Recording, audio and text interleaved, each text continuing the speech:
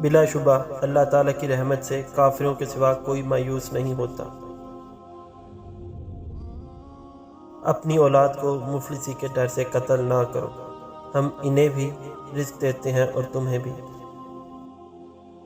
اے ہمارے پروردگار، ہمیں اپنے پاس سے رحمت عطا فرما اور ہمارے کام میں ہمارے لیے راہیابی کو آسان کر دے۔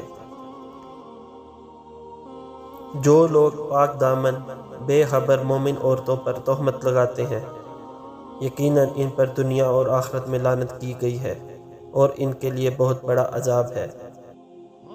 نگاہیں اس کو نہیں پا سکتی اور وہ سب نگاہوں کو پا لیتا ہے۔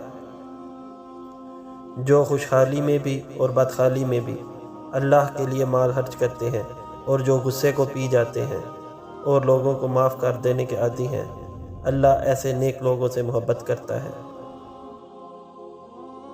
بس تم اپنی پرہیزگاری آپ بیان نہ کرو، وہی پرہیزگاروں کو خوب جانتا ہے۔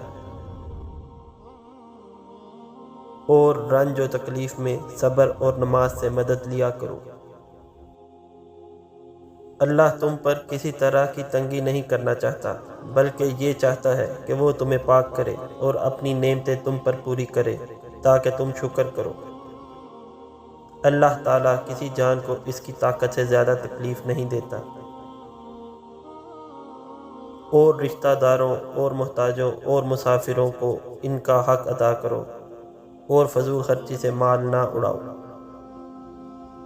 بے شک صدقہ دینے والے مرد اور صدقہ دینے والی عورتیں اور جو اللہ کو خاص خلوص کے ساتھ قرض دے رہے ہیں، ان کے لیے یہ بڑھایا جائے گا اور ان کے لیے پسندیدہ اجر و ثواب ہوگا۔